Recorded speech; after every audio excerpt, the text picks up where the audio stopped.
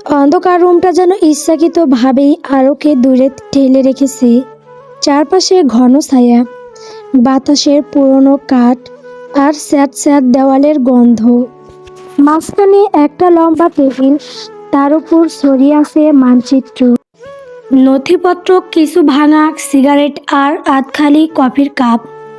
হলুদ আলোর শুধু একটা ব্লাম্ব ঝুলছে, দুলছে ধীরে ধীরে, আর সেই দোলনার সঙ্গে সঙ্গে মানুষের মুখগুলো কখনো স্পষ্ট হয়, কখনো আবার অন্ধকারে মিলিয়ে যায়। টেবিল ঘিরে বসে আছে কয়েকজন মানুষ, তাদের কারো মুখে ক্ষমতার আত্মবিশ্বাস, কারো চোখে হিসাবি দৃষ্টি। কেউ কেউ কথা বলে না, চুপচাপ শুনে যায়, কিন্তু সেই নীরবতার ভেতরেই সবচেয়ে ভয়ঙ্কর সিদ্ধান্তগুলো জমে ওঠে। একজন আঙুল দিয়ে টেবিলের ওপর টোকা দিয়ে নিচু গলায় বলে ওঠে, আমাদের আর কোনো ভয় নেই।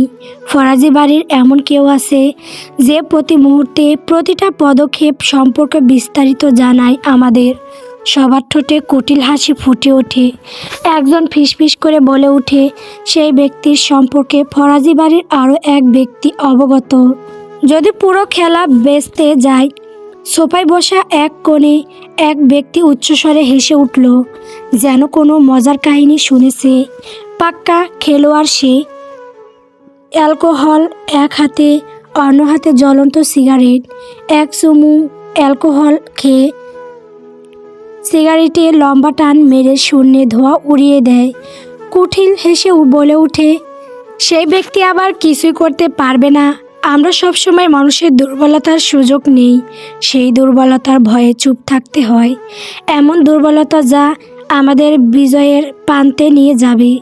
ফরাজি বাড়ির সেই ব্যক্তির দুর্বলতা সম্পর্কে আমি অবগত। তার জোরেই এখনও ফরাজি বাড়ির সেই রহস্যময় মানবের সব পথ বন্ধ। তবে যা করার খুব শীঘ্রই করতে হবে।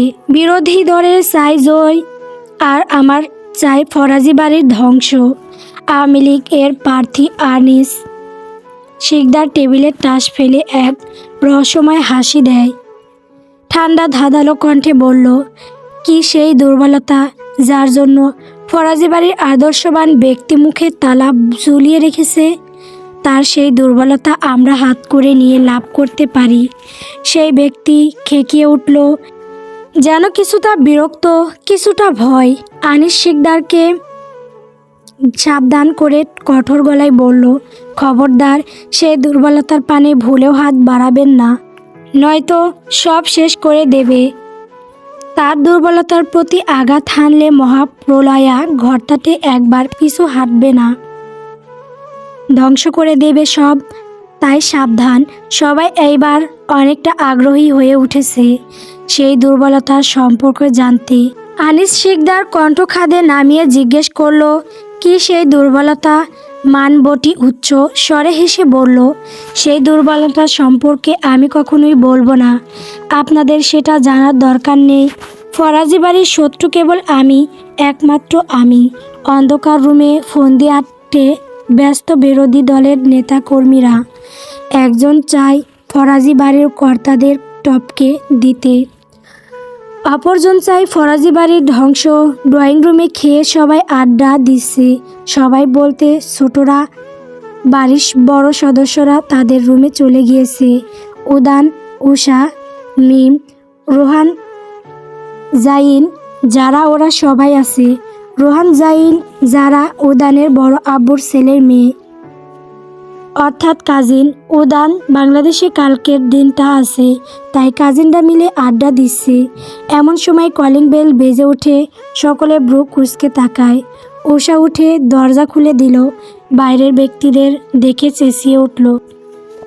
দরজার বাইরে মিমের ভাই মাহিন এবং বোন মাইশা দাঁড়িয়ে আছে।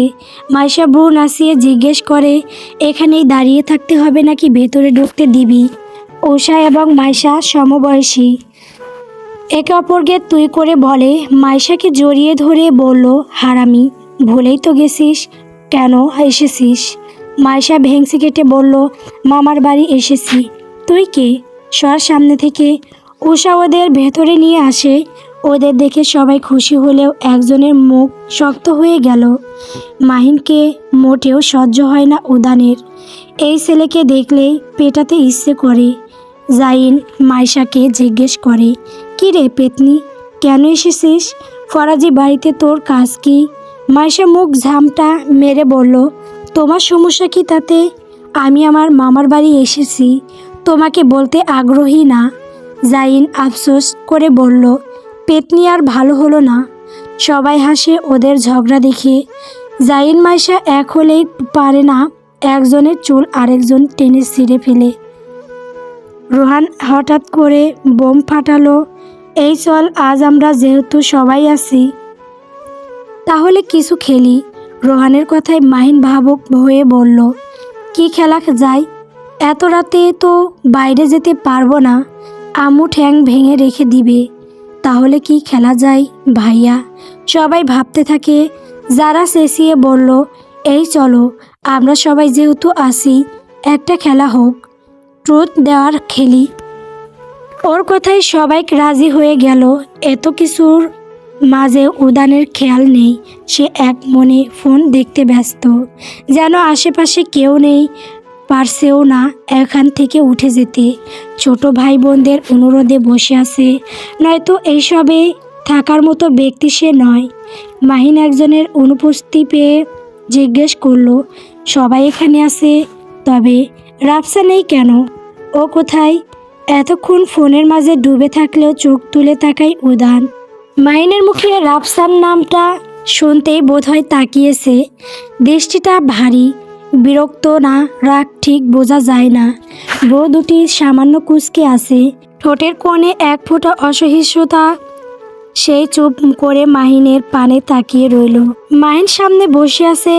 উদানের কাছে মাহিন মানেই এক রাশ বিরক্তি, কেন জানে না, কিন্তু ওকে সহ্য করতে পারে না। মাহিন কথা বললেই মনে হয় শব্দগুলো কানে গিয়ে খসখস করে। অকারণ হাসি, অতিরিক্ত আগ্রহ, সব কিছুই উদানের চোখে বাড়াবাড়ি। বিশেষ করে রাফসার প্রসঙ্গ এলেই রাগে বিরক্তিতে চিবুক শক্ত হয়ে আসে। রাফসা নামটা শুনলেই ভেতরে জলশ্বাসের পরিণত হয়। উদান মাহিনের পানে তাকিয়ে ঠান্ডা গলায় বলে ওঠে, অপ্রয়োজনীয় কথা বলিস না, সবাই গিয়ে শুয়ে পড়। সবাই অবাক হয়ে তাকালো। উদানের এহেন আচরণে বিরক্ত হয়ে গেল মাহিন।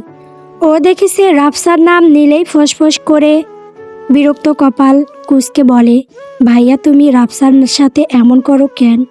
আমার মনে হয় রাফসা এখানে তোমার কারণেই আসেনি। তুমি নিশ্চয়ই সারাদিন ওকে ধমকাধমকির ওপর রাখো।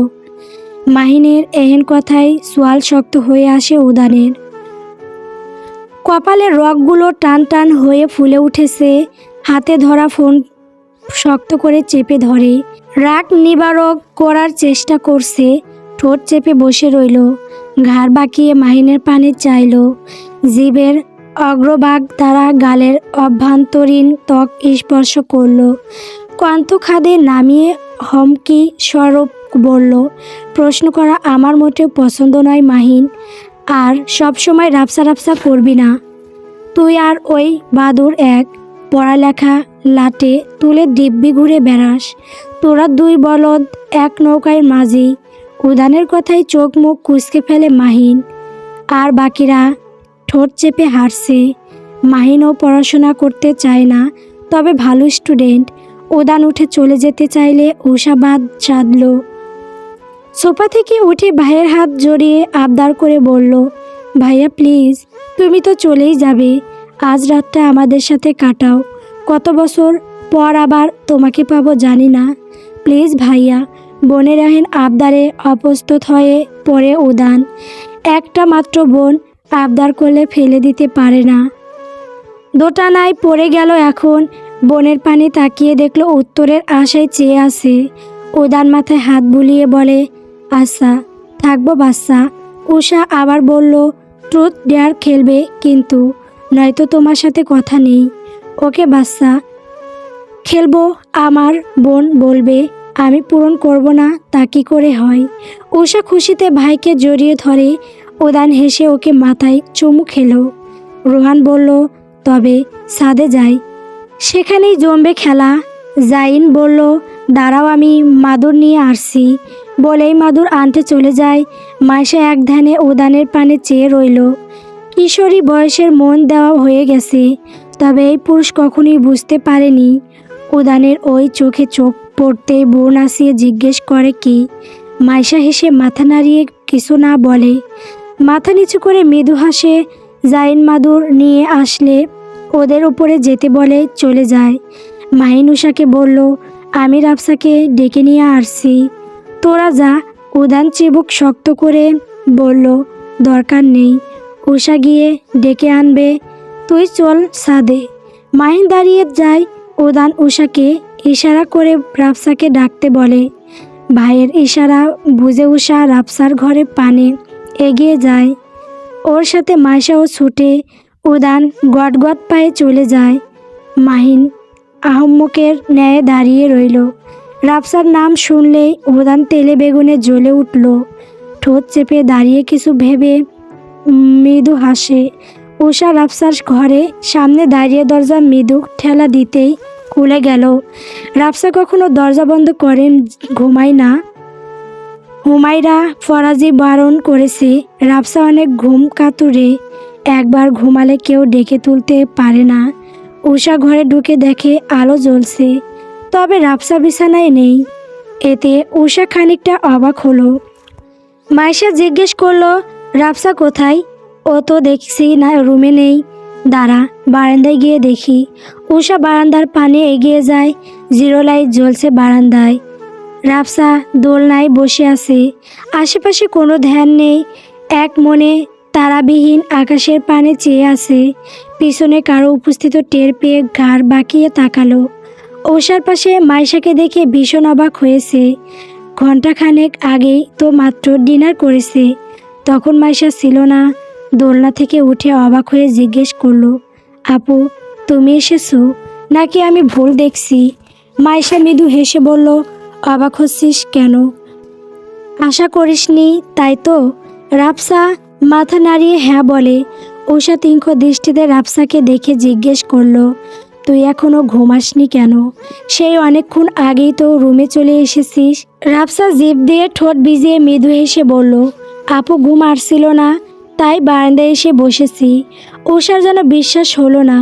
কিছু বোঝার চেষ্টা করে তাকিয়ে রইল। উষার চাহনিতে ভরকে যায় রাফসা। মাইশা ওর এক হাত টেনে বলল, আর ঘুমাতে হবে না, ছাদে চল, আজ আড্ডা হবে ভরপুর। রাফসা অবাক হয়ে জিজ্ঞেস করে, এত রাতে ছাদে যাব? আম্মু দেখলে বকবে। মাইশা ওর কথায় থোড়াই কেয়ার করলো না, টেনে নিয়ে যেতে লাগলো। তিনজনে ছাদের উদ্দেশ্যে পা বাড়ায়। ছাদে এসে দেখে মাদুর পেতে জাহিন, রোহান, যারা মাহিন বসে হাসাহাসি করছে। ওদের সবাইকে এত রাতে ছাদে দেখে অবাক হয় রাফসা। মাহিন রাফসাকে দেখতেই উঠে আসে, কপালে টোকা দিয়ে বলল, কোথায় ছিলেন মহারানী? আপনি না থাকলে কি খেলা জমবে? মাহিনের কথায় সবাই হাসে। রাফসা নিজেও হেসে ফেলে। সবাই গিয়ে মাদুরে বসে। রাফসার ডান পাশে উষা বসেছে, বাম পাশে মাহিন বসেছে। জাহিন বোতল ঘোরাতে গেলেই বাদ সাধল মাইশা, এ কি পাগল হয়ে এলে নাকি? উদান ভাই তো নেই, আর তুমি খেলা শুরু করে দিচ্ছ। উষা মাথা নাড়িয়ে বলল, তাই তো, ভাইয়া কোথায়? উদানের নাম শুনেই বুকটা কেঁপে উঠল রাফসার। ঠোঁট কামড়ে নিজেকে ধাতস্থ করার চেষ্টা করছে। উদান আছে জানলে কখনোই আসতো না। রাফসা নিচের দিকে তাকিয়ে হাত কসলাতে লাগে। সামনে একজোড়া পা এসে থামে। রাফসা মাথা উঁচিয়ে তাকালো। উদান বিরক্ত হয়ে ওর পানি তাকিয়ে রইল। রাফসা চোখ নামিয়ে নিল। সেই চোখে চোখ রাখার সাহস যে ওর নেই। ওই চোখের পানে চাইলেই সেদিনের করা অপমান মনে পড়ে যায়। উদান ওর মুখোমুখি বসে পড়ে। রাফসার পাশে মাহিনকে দেখে ব্রু কুঁচকে ফেলে। বিরক্তি যেন আরও ঝেঁকে বসে। জাহিন বোতল ঘোরায়, তাই এসে থামে মাইশার দিকে। সবাই চেঁচিয়ে উঠল। জাহিন ব্রু নাচিয়ে বলল, কি পেতনি, ট্রুথ নিবি নাকি ডেয়ার? মাইশা ভেবে চিনতে বলল, ট্রুথ। অমনি জাহিন দুম করে প্রশ্ন করে, প্রেম করিস? ওর প্রশ্নে থতমত খেয়ে যায় মাইশা। বড়দের সামনে এই প্রশ্ন কিছুটা অস্বস্তিকর, তবে বলতেই হবে। খেলার নিয়ম। উদানের দিকে চেয়ে বলল, প্রেম করি না, তবে একজনের প্রতি ক্রাশ। সবাই বাহ বাহ বলে চেঁচিয়ে উঠল। আবার বোতল ঘোরালে উষার সামনে এসে থামে। ও ট্রুথ নেয়, এমন করে একে একে সবার কাছেই যায়। এইবার বোতল ঘোরালে উদানের সামনে এসে থামে। সবাই খুশিতে ইয়াহু বলে। রোহান বলল, উদান, তোকে কিছু নিতে হবে না, ট্রুথ দিলাম আমি। ট্রুথ হলো, তুই কি কাউকে পছন্দ করিস? আর যদি করে থাকিস তবে তার জন্য একটা গান গেয়ে শোনাবি। রোহানের কথায় সবাই এক্সাইটেড হয়ে উদ্যানের দিকে তাকালো। সবাই তাকালেও রাফসা চোখ তুলে তাকায়নি। উদান নিচু রাফসার পানে একবার তাকালো, দৃষ্টি সরিয়ে আকাশের দিকে তাকিয়ে বলল, পছন্দ করি না, ভালোবাসি। আমার নিজের থেকেও বেশি ভালোবাসি। আমার বেঁচে থাকার একমাত্র কারণ আমার ভালোবাসা। উদানের এহেন সরল উক্তিতে সবাই বেশ চমকেছে। তবে রাফসা অত্যন্ত ঠান্ডা। ও জানে সে মানুষটা কে। মেয়ে আসলেই ভাগ্যবতী। জাহিন বলল, ভাই, আমি স্বপ্ন দেখছি না তো। আমাদের ভাই কাকে ভালোবাসে? কে সে ভাগ্যবতী নারী? উদান ভালোবাসা কণ্ঠে বলল, সেই নারী আমার ভালোবাসা পাওয়ার অধিকার জন্ম থেকে নিয়ে এসেছে। সবাই যেন অবাকের চরম পর্যায়ে চলে গেছে। রোহান বলল, তাহলে তোর সেই নারীর জন্য একটা গান উৎসর্গ কর। উদান কিছু সময় চুপ থেকে খালি গলায় সুর টানে, ঝড়ের বেশে এলো কে সে? কাজল চোখ সে দুটি দিল কঠিন কথায়, বিষণ্ণতার ছুটি। উদানের গানের গলা খুব ভালো, দেখতে যেমন সুন্দর, গুণেও ঠিক তেমনই। উদানের গান শুনে বুক ধড়ফড় করে উঠে রাফসার। উদান ওর পানে তাকিয়ে উঠে দাঁড়ালো, গম্ভীর কণ্ঠে বলল, অনেক রাত হয়েছে, আর কোনো বাহানা না, সবাই রুমে যা। বলে গটগট পায়ে ছাদ থেকে নেমে গেল। একে একে সবাই নেমে আসে। রাফসা সকালে না খেয়ে চলে এসেছে। আজ বৃহস্পতিবার, হাফ ক্লাস, 1:10 ছুটি দিয়ে দেবে স্কুল। আজও আশরাফুল স্কুলে আসেনি। সাতারুল নানার বাড়ি বেড়াতে গেছে, আর আশরাফুল ফ্যামিলির সাথে ট্যুরে। স্কুল ছুটি দেওয়ার পর সাবিকুন, সাইমা, রাফসা বেরিয়ে আসে। কিছুটা রাস্তা ওরা একসাথেই যায়, তারপর যার যার বাড়ির উদ্দেশ্যে বাড়ির রাস্তায় চলে যায়। ওরা কথা বলতে বলতে আসছে, তবে সাবিকুন বোধহয় শান্ত থাকতে চায়নি। রাস্তা থেকে পাথর কুড়িয়ে নিল। এখান থেকেই 3 জন 3 মোড়ে চলে যাবে। সাবিকুনকে পাথর নিতে দেখে সাইমা বুক কুঁচকে জিজ্ঞেস করলো, এই শালি, পাথর দিয়ে কি করবি তুই? সাবিকুন হেসে বলল, আমি ওই টিনের বাড়িতে পাথরা ছুঁড়ে মারবো, তারপর যে যার রাস্তায় দৌড় লাগাবে। ওকে। কথাটাই বলতে বলতেই টিনের বাড়িতে পাথর ছুঁড়ে মারল। সাইমা সাবিকুন দুজন দুই রাস্তায় দৌড় লাগায়। তবে রাফসা বেকুবের মতো দাঁড়িয়ে রইল, বুঝতে পেরে নিজেও দৌড় লাগায়।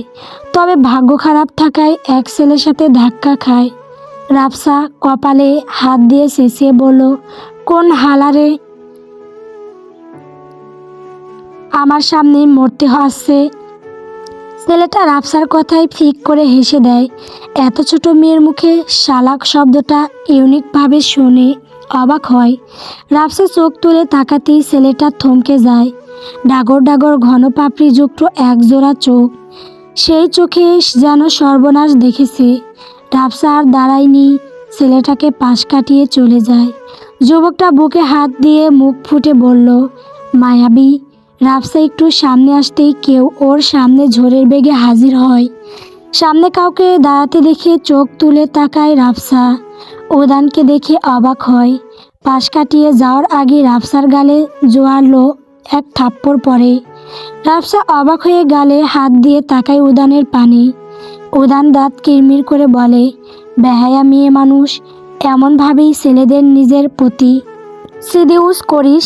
কতটা জঘন্য, ডিসগাস্টিং গার্ল। ঝড়ের বেগে যেভাবে ছুটে এসেছিল ঠিক তেমনভাবেই হাওয়া। রাফসা এখনও গালে হাত দিয়ে দাঁড়িয়ে রইল। কথাগুলোর মানে বুঝতে পেরে ঘেন্নায় গা গলিয়ে উঠল। রাফসা যাকে বুকের ভেতর ঘর বানিয়ে রেখেছিল, আর সেই মানুষটার হাতে তার আত্মসম্মান ছিন্ন ভিন্ন। সে চিৎকার করে কাঁদতে পারছে না, কারণ চোখের জলও যেন লজ্জা পেয়েছে। ঠোঁট কাঁপছে, বুক ভারী হয়ে আসছে, আর হৃদয়ের ভেতর জমে উঠেছে অসীম শূন্যতা। যে মানুষটার জন্য এতদিন অল্প অল্প করে ভালোবাসা বুনেছে, সে আজ পদে পদে ভেঙে দিচ্ছে। ভালোবাসা সবসময় নিরাপদ নয়। কিছু ভালোবাসা মানুষকে বাঁচায় না, বরং ধীরে ধীরে ভেঙে ফেলে। উদানের অপমান, অবহেলায় বিগত রাতগুলো দগ্ধ আগুনে পরিণত হয়েছে। প্রথম ভালোবাসা সবসময় ভুল মানুষের প্রতি সৃষ্টি হয়। রাফসার মাথা ঘুরছে, চারপাশ অন্ধকার হয়ে আসছে। এতটা সাফার আজ প্রথম করছে। ভুল মানুষকে ভালোবেসে সকালে না খেয়ে এসেছে, তার ওপর এত বেলা, যেন এখনই রাস্তায় মাথা ঘুরে পড়ে যাবে। নিজেকে ভাঙতে চাইছে না, তবুও সেই মানুষটা বারে বারে ওকে ভেঙে দিয়ে যায়। পুরুষ মানুষ কি কখনো নারীকে বুঝবে না? হয়তো না। রাফসা একটা রিক্সা দাঁড় করায়, রিক্সায় উঠে বাড়ির উদ্দেশ্যে রওনা দেয়। রাস্তার শরীর ঘৃণায় রিরি করছে। কখনোই উদানের পানে আর ফিরে চাইবে না। আজ ফরাজি বাড়িটা যেন আলাদা আলোয় জ্বলছে। সকাল থেকেই অতিথির যাতায়াত, দরজায় দরজায় কাজিনদের কোলাহল। আজ যে মেহমান আসছে, আর তার মাঝে লুকিয়ে গভীর আবেগের দিন। ফরাজি বাড়ির বড় ছেলে বিদেশ চলে যাবে। এই খবরটা আনন্দ আর বিষাদের এক অদ্ভুত মিশ্রণ হয়ে সবার মনে গেঁথে আছে। রান্নাঘরটা সকাল থেকে ব্যস্ত। বড় চুলায় হাঁড়ি চাপানো, ভাতের ঢাকনা তুলে বাষ্প বেরোচ্ছে। মুরগির ঝোলের মশলা কষানোর ঘ্রাণে পুরো বাড়ি ভরে গেছে। কোথাও বিরিয়ানির চাল ধোয়া হচ্ছে, কোথাও আবার পোলাওর জন্য ঘি গরম। খালামণি আর ফুফুরা উদানকে নিয়ে গর্ব করছে। কেউ সালাদ কাটছে, কেউ মিষ্টির প্লেট সাজাচ্ছে রান্নাঘরে। এই ব্যস্ততার যেন সবাই নিজের কষ্টটা লুকিয়ে রাখছে। ড্রয়িং রুম আর বারান্দা জুড়ে কাজিনদের আড্ডা। কেউ ছোটবেলার গল্প টানছে, কে কাকে মারত, কে কার খেলনা ভেঙেছিল। হঠাৎ হেসে উঠছে সবাই, আবার হঠাৎ করে কথার মাঝখানে থেমে যাচ্ছে। কেউ কেউ বড় ভাইকে ঘিরে আলাদা একটা ভিড়। বিদেশের গল্প, নতুন জীবনের স্বপ্ন, আর সাবধানে লুকানো উৎকণ্ঠা। কেউ ঠাট্টা করে বলছে বিদেশ গিয়ে আমাদের ভুলে যাবে। দুপুরের আগে মেহমান আসতে শুরু করেছিল। উঠোনে চেয়ার পাতা হয়েছে, পান সুপারির প্লেট সাজানো হয়েছে। বয়স্করা দয়া করে, ছোটরা কৌতূহলী চোখে সব পরখ করছে। রাহেলা ফরাজির চোখ বারবার ভিজে উঠছে। কিছু বলতে চায় কিন্তু বলতে পারে না। বাবা চুপচাপ বসে থাকলেও চোখের গভীরে চাপা গর্ব আর শূন্যতা ছায়া। রাফসা বাড়ি এসে এত মানুষ দেখে বিরক্ত হয়। ও জানে আজ বাড়িতে এত মানুষ কিসের। বুক ভেঙে আসছে না চাইতেও। ড্রয়িং রুমে গিয়ে দেখে কাজিনরা সোফায় বসে আড্ডা দিচ্ছে। রাফসার পানে সবার আগে মাহিনের চোখ পড়ে।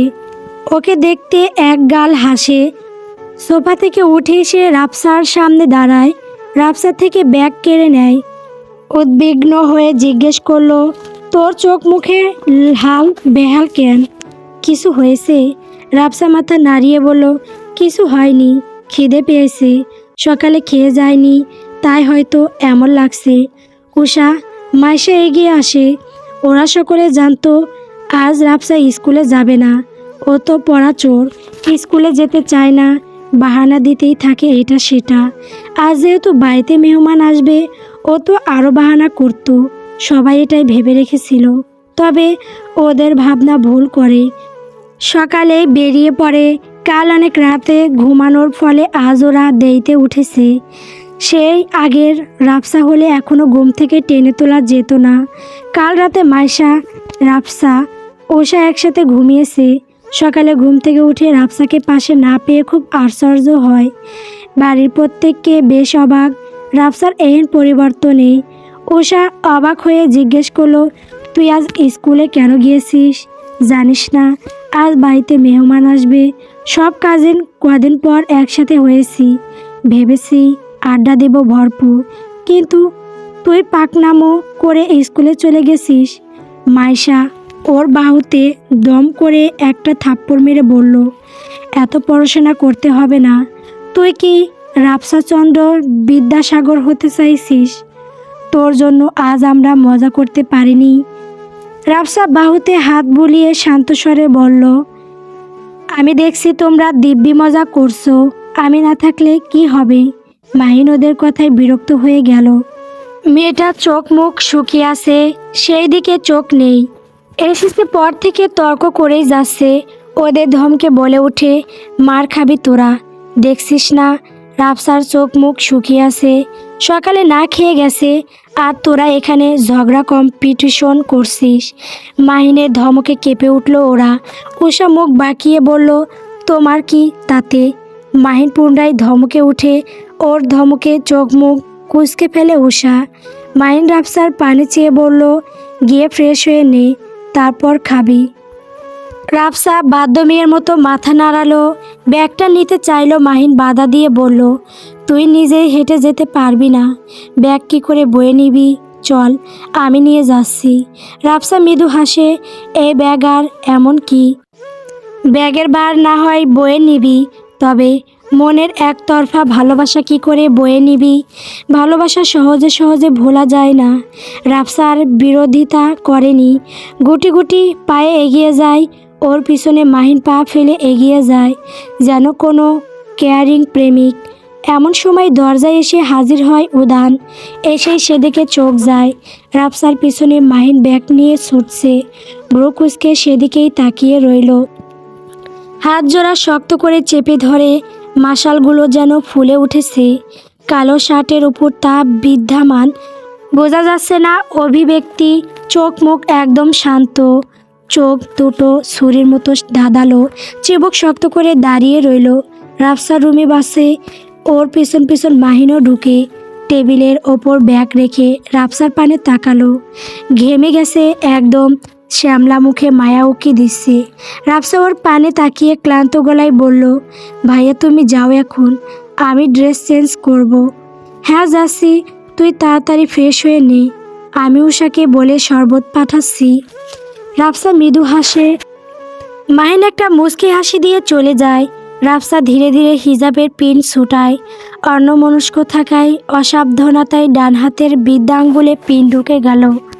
ঘর থেকে ছিটকে বেরোয়, রক্ত বের হচ্ছে, প্রায় অনেকটাই কেটেছে, আড়াআড়িভাবে লম্বা হয়ে কেটেছে। ক্ষতটা একটু গভীরই। রাফসা রক্তের দিকে তাকিয়ে মৃদু হেসে বলল, এই রক্ত সারাদিন সেই পুরুষের নামে ধমনীতে চলে, সেই পুরুষের নামে রক্তের মাধ্যমে অক্সিজেন সরবরাহ করে। ব্যথা পাত্তা না দিয়ে উঠে দাঁড়ালো। মনের ব্যথার কাছে এ ব্যথা কিছুই না। হাতের ব্যথা লাঘব করতে পারবে, তবে মনের ব্যথা লাঘব করবে কি করে? সকালে ঘুম থেকে উঠে সময় কম পায়, গোসল করে যেতে পারেনি, তাই শরীরটা টেনে হিঁচড়ে নিয়ে যায় শাওয়ার নিতে। ঝর্ণার নিচে দাঁড়াতেই ঠান্ডা অনুভব করে। পানির সাথে চোখের অবাধ্য নোনা জল গড়িয়ে পড়ে। পানির আড়ালে তা অপ্রকাশিত। আজকের অপমান বোধ হয় হৃদয়ে গভীর দাগ কেটেছে। পানির সাথে মনের সকল কষ্ট ধুয়ে মুছে যাচ্ছে যেন। গোসল করে বেরিয়ে রাফসা বিছানায় উষাকে বসে থাকতে দেখে মাইশা আসেনি। টেবিলে এক গ্লাস শরবত রাখা। রাফসা কালো থ্রি পিস পরেছে, চুলের টাওয়াল বাঁধেনি, যার দরুন চুল থেকে টপ টপ করে পানি ঝরছে। উষা উঠে এসে হাত ধরে ওকে বিছানায় বসিয়ে দেয়। হাত থেকে টাওয়াল নিয়ে চুল মুছতে শুরু করলো। রাফসা নির্বিঘ্ন হয়ে বসে রইল। কোনো প্রতিক্রিয়া নেই ওর, যেন একটা জোর বস্ত। উষা ওর চুলের টাওয়াল চালাতে চালাতে নিস্তব্ধতা ভেঙে হঠাৎ জিজ্ঞেস করলো, ভাইয়াকে ভালোবাসিস? উষার এহেন প্রশ্নে ধ্যান ভাঙে রাফসার। আকস্মিক প্রশ্নে থতমত খেয়ে গেল। উষার দিকে অবাক হয়ে তাকালো। উষা ওর চোখে চোখ রেখে মৃদু হেসে বলল, তোর চোখ বলে তুই ভালোবাসিস আমার ভাইকে। এতটুকু বোঝার ক্ষমতা আমার আছে। ভেতর থেকে কান্না দোলা পাকিয়ে বের হয়ে আসছে। চোখ টলমল করছে, ঠোঁট কামড়ে শান্ত করার চেষ্টা করছে নিজেকে। দীর্ঘ শ্বাস ফেলে কঠিন গলায় বলল, তোমার ভাইকে কেন আমি ভালোবাসবো? তাকে ভালোবেসে আমার লাভ কি? রাফসার কথায় মৃদু হাসে উষা। ভ্রু নাচিয়ে জিজ্ঞেস করলো, আমার ভাই তোর ভাই না? এমনভাবে বলছিস যেন ননদের কাছে স্বামীর নামে অভিযোগ করছিস। রাফসা ওর কথা থেকে টলল না এক পা। কঠিন হয়ে পুনরায় বলল, আমি ভালোবাসি কাউকে, আর তোমার ভাই তো প্রশ্নই আসে না। তুই না হয় মিথ্যা বলছিস, তবে তোর চোখ, সে আঁখি দয় কখনো মিথ্যা বলে না রাফসা। আশা বাদ দে। আমি অনুভব করে বললাম। রাফসা আর কিছু বলেনি, চুপ করে গেল। উষা ওর চুল মুছে দিয়ে বারান্দায় তাওয়াল শুকাতে দেয়। পুনরায় রুমে ফিরে রাফসাকে নিয়ে নিচে চলে যায়। দুপুর প্রায় 3টের কাছাকাছি। সকল মেহমান খেয়ে ফেলেছে, বাড়ির গুটি কয়েক সদস্য বাকি। তার মধ্যে সকলেই কাজিন, একজন আরেকজনকে রেখে খেতে বসতে চাইছে না। ওরা নিচে নেমে দেখে টেবিলে কাজিনরা বসে পড়েছে। ওরা সেদিকে এগিয়ে যায়। রাফসা টেবিলের দিকে এগিয়ে যেতে মাহিন একটা চেয়ার টেনে দেয়, ইশারা করে বলে বসতে। রাফসা বসে পড়ে। তার পাশে চেয়ারে মাহিন বসে। এপাশে চেয়ার খালি না থাকায় উষা দিয়ে অপর পাশে বসে। উদান চোখ তুলে এক পলক তাকিয়ে চোখ নিচে নামিয়ে ফেলে। সবাই খেতে খেতে টুকটাক গল্প করছে। রাফসা খাবারে হাত লাগাতেই হাত জ্বলে ওঠে। ডান হাত বিদায়, খেতে সমস্যা হবে। মায়ের বুড়ো কুচকে বলল, খাচ্ছিস না কেন? রাফসা মাথা নিচু করে আস্তে করে বলল, পিন ঢুকে হাত কেটে গেছে, জ্বলছে খুব। আমি না হয় আম্মুর হাতে খেয়ে নেব। মাহিন ভাত সাধলো, ওর প্লেটটা নিজের কাছে টেনে নেয়। ভাত মাখাতে মাখাতে বলল, মামনি বিজি, এখন পারবে না খাইয়ে দিতে, আমি বরং খাইয়ে দিচ্ছি। কথাগুলো বলতে বলতে লোকমা তুলে রাফসার মুখের সামনে ধরল। রাফসা অস্বস্তিতে পড়ে যায়। সকলের মাঝে ফিরিয়ে দেওয়াটা খারাপ দেখা যায়। বাধ্য হয়ে মুখ খুলে লোকমা নেয়। মাহিন হাসি, ও যেন খুশি হয়েছে বেশ। উদান নিজের খাওয়া ফেলে ওদের পানে তাকিয়ে রইল। চোখ মুখ স্বাভাবিক, আবার খাওয়ার দিকে মনোযোগ দেয়। সবাই খেতে খেতে হাসছে, কথা বলছে। খেয়ে রাফসা ছাদে চলে আসে। একাই এসেছে, সবাই নিচে আছে। মানুষজনের ভিড়ে অসহ্য লাগছে। রেলিংয়ের পাশে দাঁড়িয়ে রইল। কিছু আওয়াজ পেয়ে পিছনে ফিরে তাকালো। উদানকে দেখে ভ্রু কুঁচকে ফেলে। এই মানুষটাকে দেখলে যেমন বুক ফেটে কান্না আসে, তেমন ঘেন্নায় শরীর কাঁপে। উদান ওর সামনে এসে দাঁড়ায়। উদানকে পাশ কাটিয়ে চলে যেতে নিলে বাদশাদে সে। রাফসার হাত উপরে তুলে জিজ্ঞেস করলো, এই হাতটা কেন রেখেছিস? কেটে ফেললেই পারিস, কোনো কাজেই তো লাগে না। গিলিস তো অন্য ছেলের হাতে। তো উদান শান্ত স্বরে জিজ্ঞেস করলো, তুই এত বেহায়া কেন? ছেলেদের সাথে সারাদিন চিপকে থাকিস। আচ্ছা, তোর কি লজ্জা শরমের বেলায় নেই? রাফসা অন্যদিকে তাকিয়ে জিজ্ঞেস করলো, না, আমি নির্লজ্জ, তাই লজ্জা নেই। তুই না বললি আমার ভালোবাসিস, তাহলে ছেলেদের সাথে এমন চিপকে থাকিস কেন? উদানের কথায় উচ্চস্বরে হেসে উঠল রাফসা। তাচ্ছিল্যের স্বরে জিজ্ঞেস করলো, কবে বলেছি? আমার তো মনে পড়ছে না। আমি তো ভালোবাসি না। রাফসা এমন তুচ্ছ তাচ্ছিল্যর কথা চিবুক শক্ত হয়ে আসে উদানের। রাফসার ধরে রাখা হাতটা জোরে চেপে ধরল। দাঁত খেঁচিয়ে বলল, 2 দিন পর পর তো নতুন ছেলে ধরিস, কয়টাকে মনে রাখবি? রাফসা ডোন্ট কেয়ার ভাব নিয়ে বলে, তাতে কি? শোন। রাফসা ওই হাতটা ছাড়িয়ে নিয়ে বলল, নট ইন্টারেস্ট। কথাটা বলে গটগট পায়ে ছাদে থেকে নেমে যায়। উদান জ্বলন্ত চোখে তাকিয়ে রইল। হাতের মুঠো শক্ত করে চেপে ধরে। সোফার ওপর বসে রয়েছে এক যুবক। সাদা পাঞ্জাবি পরে আছে, হাতে কালো ফিতের ঘড়ি, দৃষ্টি ছুরির মতো ধাঁধালো। ঠোঁট কামড়ে কিছু ভাবছে, মুহূর্তে আবার হেসে উঠছে। চোখে গভীর কিছু খেলে যাচ্ছে। ঘরের দরজা ঠেলে প্রবেশ করে এক ছেলে। সোফায় বসা যুবকটি চোখ বন্ধ করে হেলান দিয়ে বসে আছে, যেন কিছুর জন্য অধীর আগ্রহে অপেক্ষা করছে। ছেলেটি ডাকে, ভাই। ডাক শুনে চোখ মেলে তাকায় যুবকটি। সামনের ছেলেটিকে দেখে সোজা হয়ে গেল, গাড় বাঁকিয়ে তাকালো। চুলে হাত বুলাতে বুলাতে ঠান্ডা গলায় বলল, খোঁজ পেয়েছিস? হ্যাঁ ভাই। মেয়েটা, যুবকটি ওর কথা থামিয়ে দিয়ে হুমকি দিয়ে বলল, মেয়ে না, ভাবি বল। ছেলেটি মাথা নাড়িয়ে বলল, জি ভাই। ভাবির নাম রাফসা, 10ম শ্রেণীর ছাত্রী। উনি ফরাজি বাড়ির ছোট্ট মেয়ে, রাজীব ফরাজির মেয়ে। ফরাজি বাড়ির নাম শুনে বেশ চমকে উঠল যুবকটি। উচ্চস্বরে হেসে উঠল, গাড়ে হাত বুলিয়ে বলল, ইন্টারেস্টিং। শত্রু বাড়ির মেয়ের প্রেমে পড়লাম। সবই দোয়ালের খেলা। সে যেই হোক, আমার মন কেড়েছে, ওকে তো আমি আমার করেই ছাড়ব। ছেলেটি চলে যায়। যুবকটি হেসে উঠল, মিস রাফসা, তৈরি হতে থাকুন ধীরে ধীরে। মিসেস আবিয়ান হবেন আপনি। আমার মায়াবী অতিথিরা খেয়ে দিয়ে বিকেলেই চলে গেছে। এখন রাত 9টা, উড়ানের ফ্লাইট 12টায়। এয়ারপোর্ট কাছে হওয়ার দরুন এত দেরিতে বের হচ্ছে। সবাই বিদায় দিতে এসে দাঁড়ায়। সকলের চোখে পানি। রাহিলা ফরাজি ফুপিয়ে ফুপিয়ে কাঁদছে। উড়ান মাকে জড়িয়ে ধরে সান্ত্বনা দেয়। সবার থেকে বিদায় নিয়ে গাড়ির দরজা খুলে উঠে বসার আগে কি মনে করে ঘাড় বাঁকিয়ে রাফসার বারান্দার পানে তাকালো। মৃদু জিরো লাইটেই আলোয় মুখটা অস্পষ্ট। রাফসা নিচে আসেনি বাহানা দিয়ে বারান্দায় দাঁড়িয়ে রইল। উড়ান কিছু সময় তাকিয়ে গাড়িতে উঠে বসে। ধোঁয়া উড়িয়ে বেরিয়ে পড়ে গাড়িটা বিলীন হয়ে যেতে রাফসান বুক কেঁপে উঠল। কি যেন হারিয়ে ফেলেছে। ওর হৃদয়টা নিয়ে যাচ্ছে লোকটা। না চাইতেও চোখ দিয়ে জল গড়িয়ে পড়ল। রাতের অন্ধকার আকাশে পানে তাকিয়ে মৃদু হাসে। বিড়বিড় করে বলল, প্রেম ভোলা যায়, তবে ভালোবাসা ভোলা যায় না। ভালোবাসা জন্ম নেওয়ার প্রথম ধাপ মায়া। প্রেম ক্ষয়স্থায়ী মোহ, তবে মায়াই চিরস্থায়ী। বারান্দায় গ্রিল ধরে রাফসা নিচে তাকিয়ে আছে। বাগানের লাইটের আলোয় ঝলমল করছে। সবার চোখে পানি, মুখ বিষণ্ণতায় ভরে উঠল। রাহেলা ফরাজি অনবরত কাঁদছেন। একমাত্র ছেলেকে আজ বিদায় দিয়েছে। সামনাসামনি নয়ন ভরে আর দেখবে না, আম্মু বলে ডাক দিবে না। রাফসার মা ওনাকে ধরে বাড়িতে ঢোকানোর চেষ্টা করছে। ডিগ্রি অর্জন করতে গিয়ে যে মায়ের কাছ থেকে দূরে সরে গেল, সবাইকে কাঁদিয়ে গেছে সে। একে একে সকলে বাড়ির ভেতরে চলে যায়। শুধু বারান্দায় দাঁড়িয়ে রইল একজন। কলিজা ফেটে কান্না আসছে। ভালোবাসা এত কষ্টের। আগে জানলে বোধহয় কেউ একতরফা ভালোবাসতো না।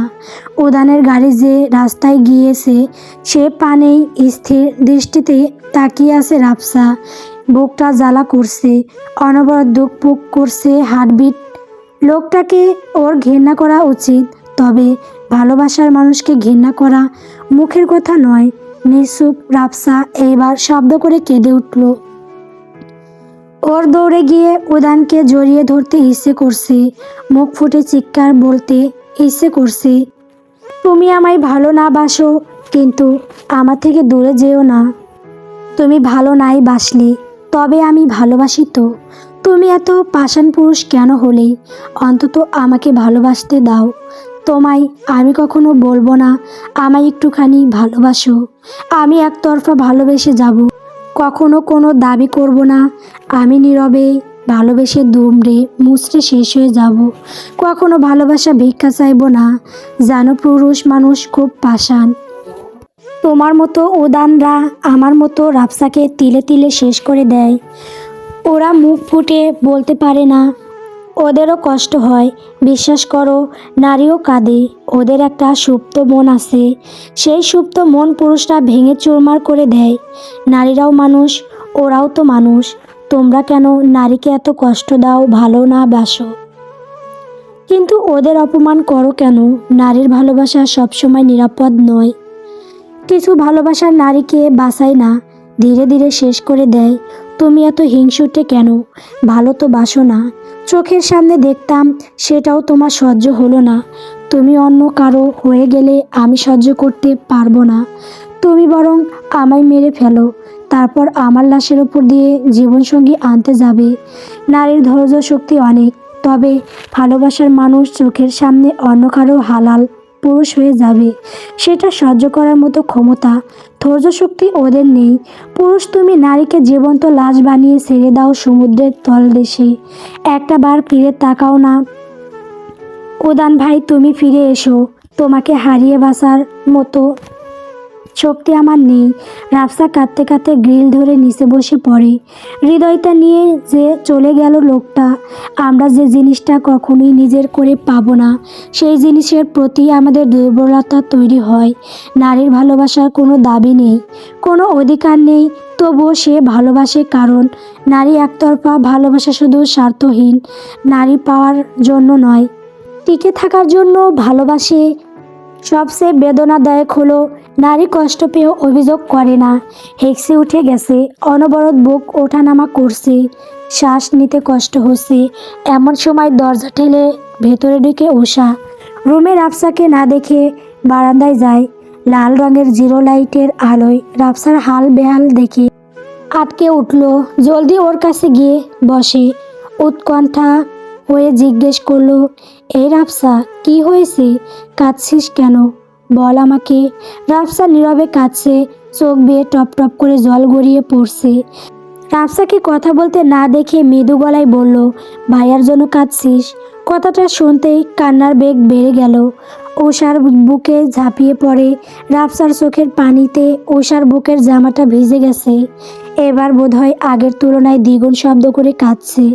রাফসা কাঁদতে কাঁদতে বলল, তোমার ভাই পাষাণ আমার আমার হৃদয়টা নিয়ে গেছে। তোমার ভাইকে আমার হৃদয়টা দিয়ে যেতে বলো না, নয়তো আমাকে একটু ভালোবাসতে বলো। উনি একেবারে শেষ করে দিয়েছে আমায়, ধ্বংসের ধারা প্রান্তে পৌঁছে দিয়ে। উনি আমার হাতটা ছেড়ে দিল, পালিয়ে গেছে আমার থেকে। নিয়ে এসো না আপু, ওনাকে ছাড়া আমি থাকতে পারবো না। এই এই দেখো আমার শ্বাস নিতে কষ্ট হচ্ছে। আমাকে পাগল বানিয়ে উনি পালিয়ে গেছে। তোমার ভাই খুন করে ফেলেছে আমায়, জীবন্ত লাশ বানিয়ে কেরিয়ার গড়তে গিয়েছে। নিয়ে আসো না আপু, উনি যা বলবে আমি তাই করব। বাধ্য মেয়ের মতো থাকবো, একটুও দুষ্টুমি করব না। রাফসার এমন গভীর কথায় হতবাক হয়ে গেল উষা। ও বুঝতে পেরেছিল রাফসা ওর ভাইকে ভালোবাসে, তবে এতটা ভালোবাসে তা কখনোই ভাবেনি। রাফসার কান্না দেখে পুনরায় চোখ ভিজে ওঠে উষার। ওর ভেঙে পড়লে চলবে না, রাফসাকে সামলাতে হবে। ওর পিঠে হাত বুলিয়ে সান্ত্বনা দিয়ে বলল, কাঁদিস না পাগলি, এভাবে ভেঙে পড়িস না প্লিজ। ভাইয়া খুব দ্রুত ফিরে আসবে, তখন তোদের বিয়ে হবে দেখিস। রাফসা নিজেকে সামলায়, উষাকে ছেড়ে দেয়। চোখে পানি নিয়ে হেসে বলল, তোমার ভাইকে আমি পাবো না কখনো। সে যে অনেক দামি, আমার মতো মেয়ে সে ডিজার্ভ করে না। আচ্ছা দেখিস, ভাইয়া তোকে ভালোবাসবে, মিলিয়ে নিস। রাফসা উঠে দাঁড়ায়, গ্রিলের পানে ফিরে শূন্য আকাশে তার দিকে তাকায়। ভাঙা কণ্ঠে বলল, তোমার ভাই খুব দামি, তাকে আমি পাবো কিভাবে? তাকে চাওয়া মানে চাঁদ চাওয়া। তোমার ভাই চাঁদের চেয়েও বেশি দামি। চাইলে চাঁদ দেখতে পারবো, তোমার ভাইকে আর চাইতে পারবো না। উষা উঠে রাফসার কাঁধে হাত রেখে বলল, শক্ত হ, আল্লাহ চাইলে দুনিয়ার কোনো শক্তি তোদের এক হওয়া আটকাতে পারবে না। রাফসা কিছু বলে না, এক ধ্যানে রাতের তারাবিহীন আকাশের পানে তাকিয়ে রইল। উষা ওর হাত ধরে টেনে ঘরে নিয়ে যেতে যেতে বলল, আর ভাবতে হবে না, এখন থেকে মনোযোগ দিয়ে পড়াশোনা চালিয়ে যা। ডাক্তারের বউ ফেল টু হলে ভাইয়া মেরে তোর হাড়গোড় ভেঙে দিবে। রাফসা মৃদু হাসে ওর কথায়। ওয়াশরুমে ফ্রেশ হতে যায়। আয়নার সামনে দাঁড়িয়ে নিজের প্রতিচ্ছবি দেখে তাচ্ছিল্যে হাসে। টেপ ছেড়ে মুখে পানি দেয়। সেই পানিতে হয়তো চোখের পানি মিলে মিশে একাকার হয়ে গেছে, তবে পানির আড়ালে তা দেখা যায়নি।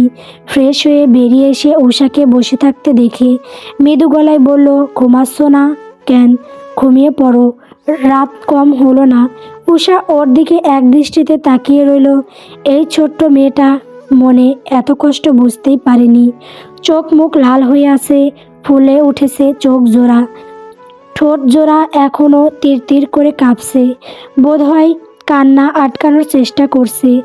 আজ আমি তোর সাথে শুব, কোথাও যাচ্ছি না, শুয়ে পড় আমার পাশে। রাফসা হাসে, জানে কেন থাকতে চাইছে।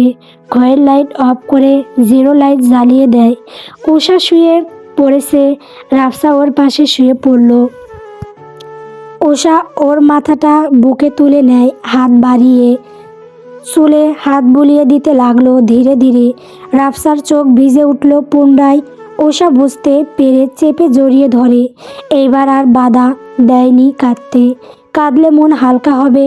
উষার আশকারায় এইবার জোরে কেঁদে উঠে আবার। 3 রাত অঘুমা থাকায় শরীরটা ছেড়ে দেয়, নিস্তেজ হয়ে গেল। কিন্তু কানে বাতাসের সাথে বাজছে রাতের চাঁদের আলো ঝরে। বন্ধু তোমারও ঘরে, হাই আলো যে জ্বলে না, আমি একলা আন্ধারে। বন্ধু বিবৃতি দেয় না, আমি খুঁজি তোমারে। তুমি কোথায় আসো, কোথায় দেখা যাও আমারে। জিরো লাইটের আলো জ্বলছে শুধু, ঘরের নিস্তব্ধতা বিরাজ করছে। এই নিস্তব্ধতার মাঝেও যেন কান্নার আর্তনাদ বাড়ি খাচ্ছে। চট্টগ্রাম শাহ আমানত বিমানবন্দর, শহরের কোণ ঘেঁষে থাকা এক ব্যস্ত দরজা, যেখান দিয়ে প্রতিদিন কিছু গল্প উড়ে যায়, কিছু গল্প নেমে আসে। টার্মিনালের ভেতরের ঘোষণার শব্দ ভেসে আসে। ফ্লাইট নাম্বার, বোর্ডিং কল, উড়ান। প্লেনে উঠে বসে, জানালার বাইরে তাকিয়ে ব্যস্ত রাস্তা দেখার ব্যস্ত। যাত্রীদের ব্যাগ ওঠানামা করছে শ্রমিকরা শান্ত চোখে চা নি। ফ্লাইট উড়াল দিতেই দীর্ঘশ্বাস ফেলে, বুক ছিঁড়ে যাচ্ছে। পরিবার পরিজন রেখে এতটা দূরে, সবার মুখটা সামনে ভেসে উঠল। বোঝা যাচ্ছে না অভিব্যক্তি। চিবুক শক্ত করে বসে রইল। আস্তে আস্তে মিলিয়ে যেতে থাকে রাফসার শখের পুরুষ। রাফসা ঘুমিয়ে কাঁদা। সকাল 10টা বেজে গেছে। বাইরে থেকে দরজা ঠেলার শব্দ আসছে। এতে ঘুম ভেঙে যায় রাফসার।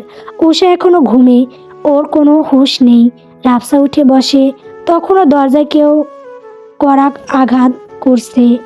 জীর্ণ শরীরটা নিয়ে বিছানা ছাড়ল। হেলতে দুলতে দরজা খুলে দিল। বাইকে দেখে বেশ অবাক হয়। রিশান বোনের চেহারায় পানে তাকিয়ে রইল। ঠান্ডা গলায় বলল, রাতে খাসনি? অনেক বেলা হয়েছে, ফ্রেশ হয়ে নে, নাস্তা করে আসছি। রাফসা বাধ্য মেয়ের মতো মাথা নাড়ল। রিলান দীর্ঘশ্বাস ফেলে চলে যায়। ফ্লাইট থেকে নামার পর উড়ান ধীরে ধীরে টার্মিনাল ছাড়িয়ে বাইরে এলো। কাছের দরজা স্বয়ংক্রিয়ভাবে খুলে যেতেই ঠান্ডা পরিষ্কার বাতাস এসে মুখে লাগলো। আকাশটা নীল, অদ্ভুতভাবে নীরব। উড়ান বাইরে বেরিয়ে আসতেই একজন ছুটে এসে জড়িয়ে ধরল। উড়ান হেসে নিজেও জড়িয়ে ধরল। উড়ান হেসে বলল, ওয়েলকাম না করে জড়িয়ে ধরছিস শালা, তোর তো দেখি ভদ্রতা নেই। জিহাদ ওকে ছেড়ে দাঁড়ায়। ওরা দুজন বেস্ট ফ্রেন্ড। জিহাদ সুইজারল্যান্ড এসেছে প্রায় 1 বছর, পড়াশোনার জন্য এসেছে। জিহাদ বউ কুঁচকে বলল, আমি তোর শালা নাকি তুই আমার শালা? ডাক্তারি পড়ে কি তোর মাথা গেল? উড়ান বাহুতে চাপড় মেরে বলল, আমি তোর শালা না, সম্বন্ধী হই বেয়াদব। আর আমার সাথে বেয়াদবি করলে বোন বিয়ে দেব না তোর কাছে। এই কথা শুনে জিভ কাটে জিহাদ। কানে হাত দিয়ে বলল, মাফ করে দেন বড় ভাই, আমি আপনার পায়ে পড়ি। এত বড় অবিচার করবেন না প্লিজ। আপনার বোন ছাড়া আমার কোনো উপায় নেই। হ্যাঁ, আর নাটক করিস না, দেব না বোন, সর সামনে থেকে। জিহাদ নিজের গাড়ি নিয়ে এসেছে। উড়ান গাড়ির পানে এগিয়ে যায়। গাড়ি কিনে জিহাদ উড়ানকে দেখিয়েছিল, তাই চিনতে অসুবিধা হয়নি। উড়ানের পেছনে জিহাদও ছুটে। উড়ান ফ্রন্ট সিটে বসে পড়ে। জিহাদ ড্রাইভিং করবে। গাড়ির ধোঁয়া উড়িয়ে বেরিয়ে পড়ে এয়ারপোর্ট থেকে। গাড়ি ধীরে ধীরে এয়ারপোর্টে ছেড়ে বেরিয়ে পড়ল পরিপাটি রাস্তা। দুই পাশে সারি সারি সবুজ গাছ, কোথাও বিশৃঙ্খলের লেশমাত্র নেই। রাস্তার ধারে ছোট ছোট ঘর, ডালু ছাদের লাল কালি, মনে হয় প্রতিটা ঘর যেন ছবি হয়ে দাঁড়িয়ে আছে। কিছু দূর যেতে দৃশ্য বদলাতে লাগলো। শহরের সৌমিতা পেছনে ফেলে সামনে খুলে গেল প্রকৃতির বিশাল ক্যানভাস। দূরে তুষার ঢাকা পাহাড় দাঁড়িয়ে আছে নিঃশব্দ প্রহরীর মতো। পাহাড়ের গা বেয়ে নেমে আসে সূর্যের আলো চোখে পড়তে উদানের বুকের ভেতর অদ্ভুত এক শীতল শান্তি জমে উঠল। গাড়ির ভেতরে কোনো কথা নেই, শুধু ইঞ্জিনের মৃদু শব্দ আর কাছের ওপারে ছুটে চলা দৃশ্যপট। উদার জানালা দিকে তাকিয়ে রইল। গাড়ির নিস্তব্ধতা ভেঙে জিহাদ বলল, তো আমার ভাবির কি খবর? তাকে ছেড়ে চলে আসলি, কেমন লাগছে? উদানের ধ্যান ভাঙে জিহাদের কথায়। চোখের সামনে ভেসে উঠল মায়াবী মুখটা। বুকের বাপাসটা চিনচিনে ব্যথা করছে। জিহাদের পানে ঠান্ডা গলায় বলল, প্লিজ আমার রুহির কথা জিজ্ঞেস করিস না। বুক কেঁপে ওঠে। ওকে ছেড়ে আসতে আমার দুনিয়া কেঁপে উঠেছিল। জিহাদ বুঝতে পারছে মনের অবস্থা। মনের মানুষ ছেড়ে আসা এত সহজ না। সামনের রাস্তার চোখ দিয়ে রেখে বলল, কবে ঘরে তুলবি ভাবিকে? ভাবির অভাবে তো পাগল হয়ে যাবি। এত বছর থাকবি কিভাবে?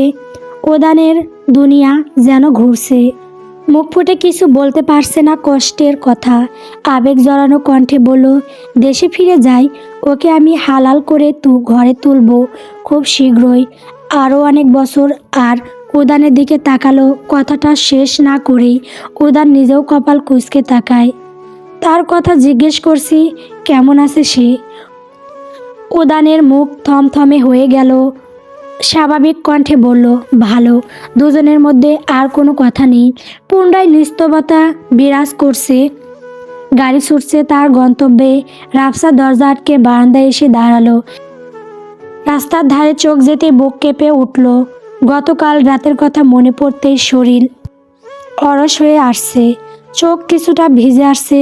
ঠোঁট কামড়ে কান্না আটকানোর চেষ্টা করলো, তবে চোখ বেইমানি করছে খুব।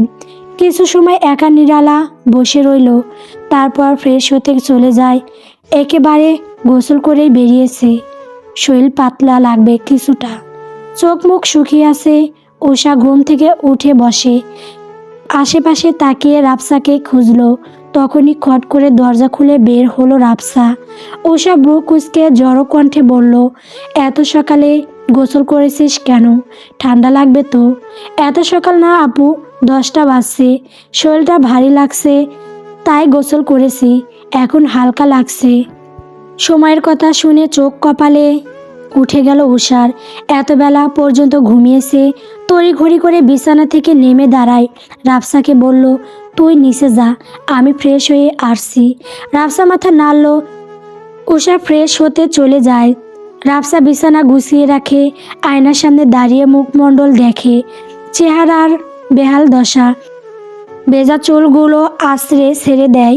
মুখে ময়েশ্চারাইজার লাগিয়ে নিল। ওড়নাটা নিয়ে মাথায় লম্বা করে ঘোমটা টেনে নেয়। দীর্ঘশ্বাস ফেলে রুম ত্যাগ করে। আজ ড্রয়িং রুমে যেন প্রাণ নেই। পুরো ফরাজি বাড়িটা প্রাণহীন হয়ে উঠেছে। নিস্তব্ধতা বিরাজ করছে। গৃহিণীরা নাস্তা তৈরি করে অতিথিদের দিচ্ছে। অতিথি বলতে উদানের মামার বাড়ির লোকজন। ওরা কাল থেকে গিয়েছে, আজ চলে যাবে বিকেলে।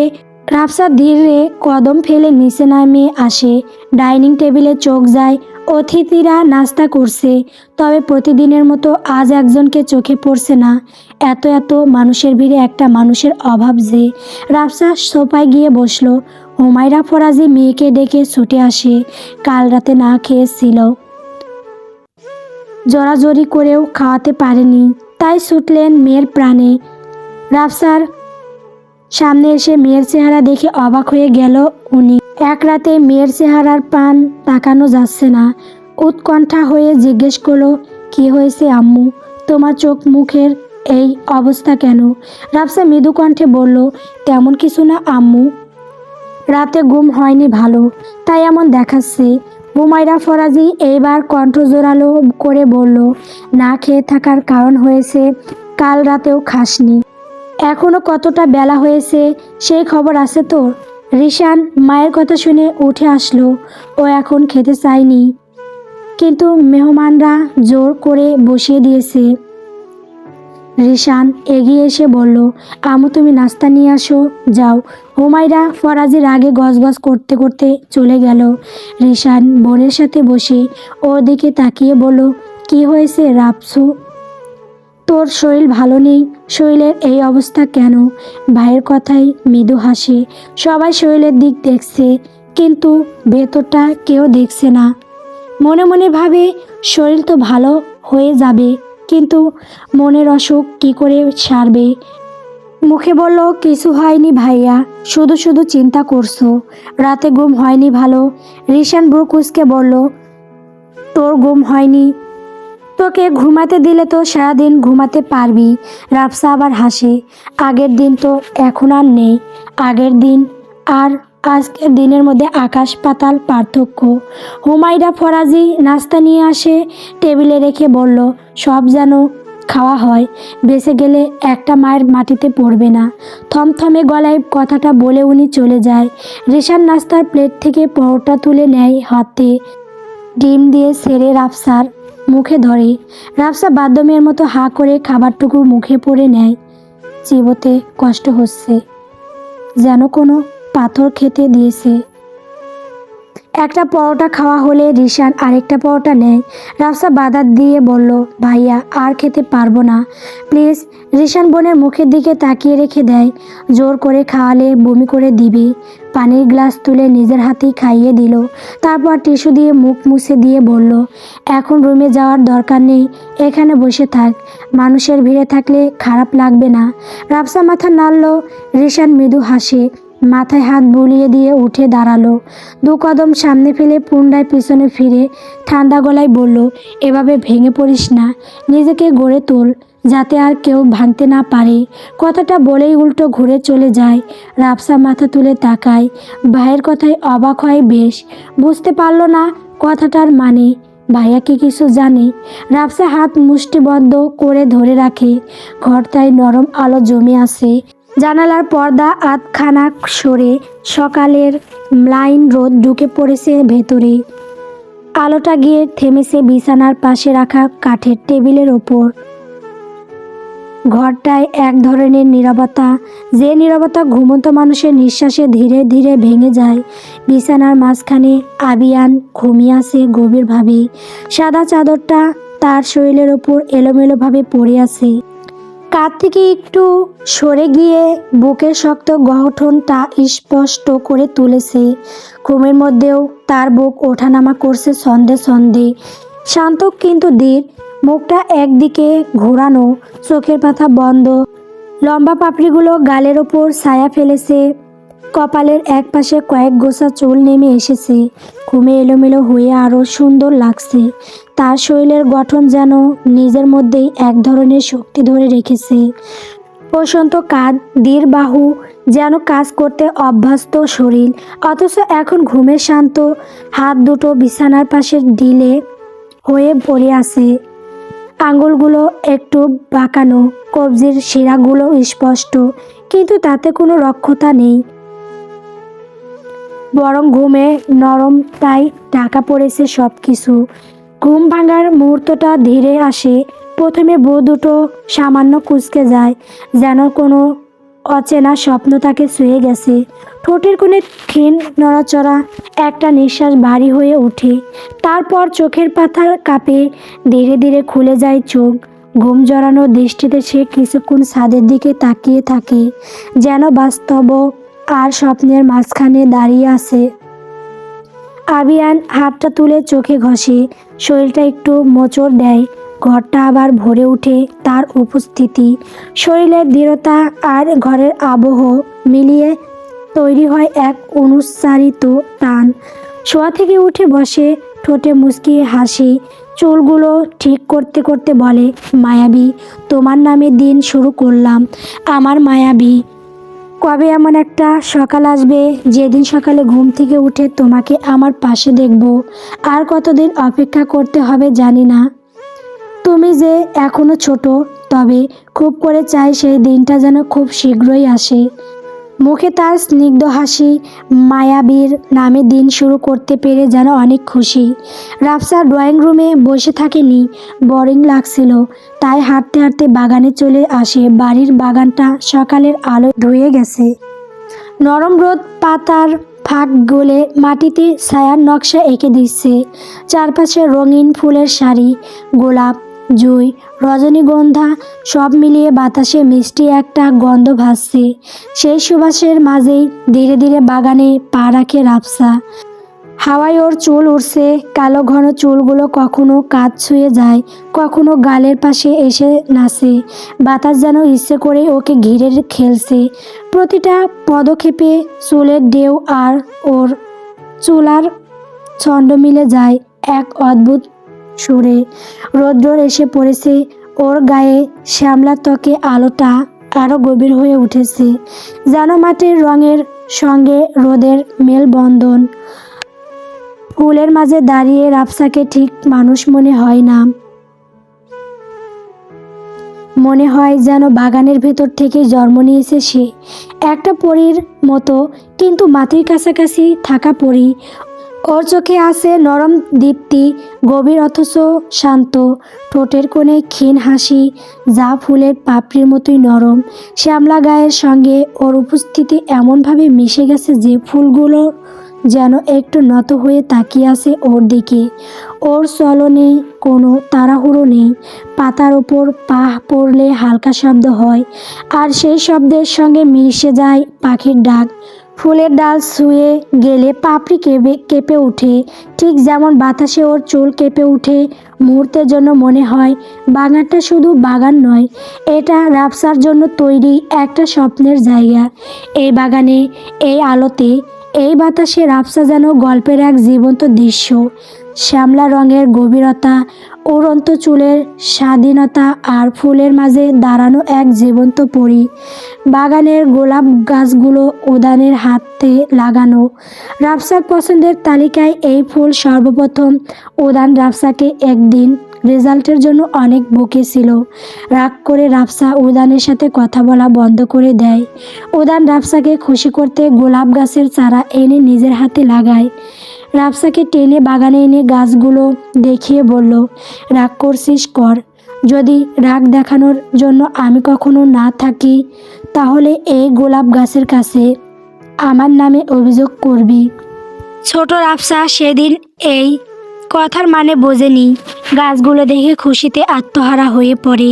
সকাল বিকাল যত্ন করত, গাছের ফুলগুলো ছুঁয়ে দিয়ে মৃদু হেসে বলে, সে তো নেই আমার কাছে। সেদিন যদি বুঝতে পারতাম আমি তাকে হারিয়ে ফেলবো, তাহলে শক্ত করে চেপে ধরে রাখতাম, কখনো হারিয়ে যেতে দিতাম না। তোরা কিন্তু তার মতো হারিয়ে যাস না। রাফসা কথা বলার মাঝেই পেছনে কারো উপস্থিতি টের পায়। পেছনে ফিরে উদ্যানের মামাতো ভাইকে তাকিয়ে থাকতে দেখে। অনেক আহসান নাম, মোটেই সুবিধার না, চরিত্রের দোষ আছে। রাফসা ওকে দেখে পাশ কাটিয়ে চলে যেতে নিলে ওর সামনে ডাল হয়ে দাঁড়ায়। বাঁকা হেসে বলল, এত তারা কিসের সুন্দরী, আমার সাথেও একটু কথা বলো।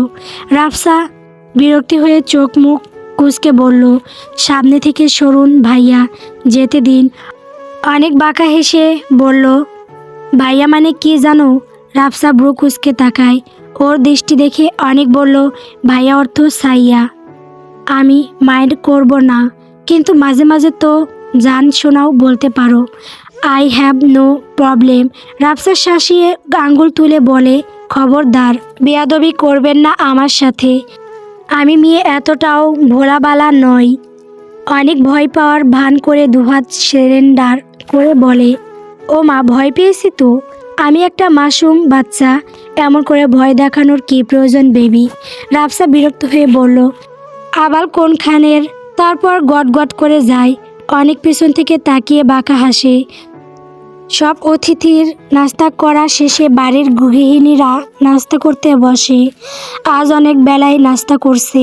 ড্রয়িং রুমে সবাই বসে আড্ডা দিচ্ছে। রাফসা দরজা দিয়ে ভেতরে ঢুকে। এমন সময় রুহান মোবাইল নিয়ে দৌড়ে এসে বলল, উদ্যান ফোন করেছে। রাহিলা ফরাজি খাবার সেরে উঠে দাঁড়ালো। সবাই এক নিমিষেই শান্ত হয়ে গেল। উদ্যান ফোন করেছে শুনে বুকটা ধক করে উঠল রাফসার। উদ্যান একে একে খুঁজে সবার সাথে কথা বলছে। রোহান ফোন নিয়ে বলল, তোর পোষাতে কোনো সমস্যা হয়নি তো? না, কোনো সমস্যা হয়নি। রোহানের চোখ পড়ে রাফসার পানে, ওর দিকেই তাকিয়ে আছে। সবার সাথেই কথা বলেছে রাফসা ছাড়া। তাই উদ্যানকে বলল, সবার সাথেই কথা বলেছিস? রাফসার সাথে। রোহানের কথা শেষ করতে না দিয়ে উদান বলল, রাখছি, পরে ফোন দিব, খুব টায়ার্ড। কথাটা বলেই ফোন কেটে দিল। ভিডিও কলে থাকায় শুনতে পেয়েছে রাফসা। এই কথায় মুখ মলিন হাসি ফুটে উঠল। ও বুঝতে পেরেছে বাহানা দিয়ে ফোন কেটে দিয়েছে। রাফসা আর দাঁড়ায়নি।